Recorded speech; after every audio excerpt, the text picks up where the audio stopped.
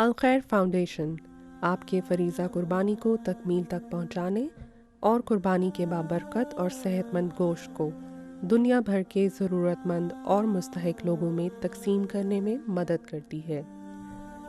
अपने इस इस्लामी फरीज़ा को पाए तकमील तक पहुँचाने के लिए सिर्फ 25 पाउंड में अल-खैर फाउंडेशन का साथ दें।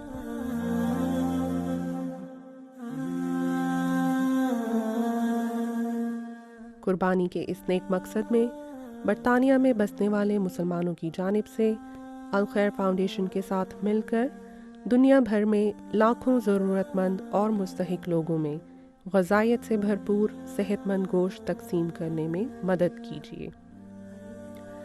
इस ईद उल अधा के मौका पर लोगों के चेहरों पर मुस्कुराहट बिखेरें और इनकी ज़िंदगी में मुस्बत तब्दीली के लिए डायल करें 03,000 999 786 या फिर विज़िट कीजिए alkhair.org।